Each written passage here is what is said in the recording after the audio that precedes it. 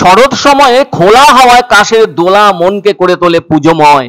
দেখতে দেখতে দুয়ারে কড়া নাচে মা দুর্গার আবাহন। এ সময় যেন বাঙালির ফুটন্ত কণ্ঠ থেকে বলে উঠতে ইচ্ছে করে, আমরা বেঁধেছি কাশেরও গুচ্ছ, গেঁথেছি শেফালি মালা। তবে নদীর চর এই মুহূর্তে ঢেকে গেছে কাশফুলের সাদা প্রাকৃতিক আভরণে। সেই নয়নাভিরাম দৃশ্য প্রত্যক্ষ করা গেল জলপাইগুড়ি শহরের পাশ দিয়ে বয়ে চলা আন্তর্জাতিক নদী তিস্তার বুকে। তবে প্রতি বছরই এ সময় কাশফুলের শোভা লক্ষ্য করা যায়। এদিকে এবার কিন্তু দক্ষিণবঙ্গে বৃষ্টির দাপট ওখানকার জনজীবনকে বিপর্যস্ত করে তুলেছে।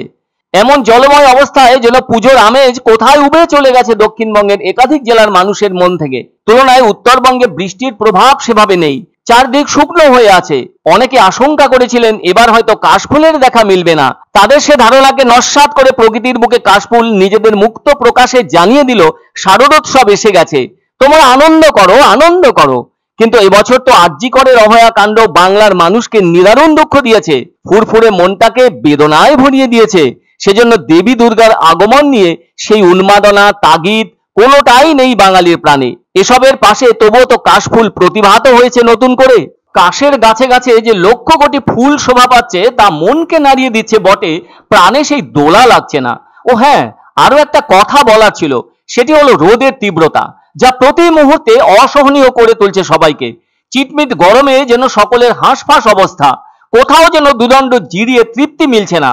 বোঝাই যাচ্ছে প্রকৃতিতে অন্যরকম পরিবর্তন এসেছে শরৎ বেলায়। এত বড় নীল আকাশে পেঁজা তুলো মেঘের দেখাই মিলছে না, খালি যেন রোদের বন্যা। দুপুরে সেই রোদ যেন কঠিন তীব্র হয়ে উঠেছে, তবুও কাশের বনে শোভা জেগে উঠেছে সেই কাশফুলের। এদিকে পাড়ায় পাড়ায় মণ্ডপ তৈরির ব্যস্ততা চলছে, আবার কোমরটুলিতে আর পালপাড়ায় ব্যস্ততার মোড়কে আটকে তাদের মনোযোগ। সময় কমে আসছে আর সেই সাথে পুজো কমিটির তাগাদা বাড়ছে। আকাশে পেঁজা তুলোর মেঘ দেখা না গেলেও উল্টোভাবে সেই মেঘের দেখা মিলছে নদীর চরের কাশ বনে।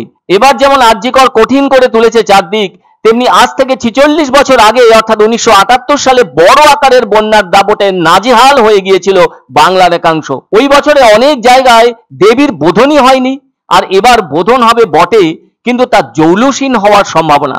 সেবার কলকাতার পুজো নমনম করে হয়েছিল, ছিল না চেনা আড়ম্বর। অন্যদিকে বলতে গেলে কাশফুল হলো এক ধরনের বহুবর্ষজীবী ঘাস জাতীয় উদ্ভিদ।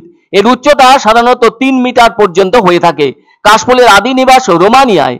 এই উদ্ভিদ নিয়ন্ত্রণহীনভাবে দ্রুত উপনিবেশ স্থাপন করতে পারে। এটি ছন জাতীয় উদ্ভিদ।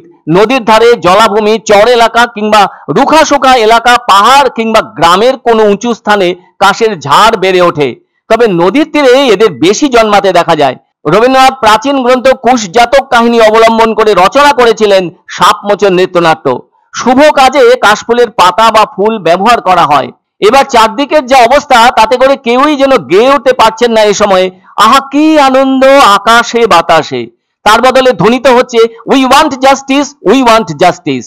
ফুল আসে, খুব ভালো লাগছে, অনেকদিন পরে ফুটলো, দুর্গাপুজোর সামনে চলে আসছে, তা দেখতে ভালো লাগছে, খারাপ না।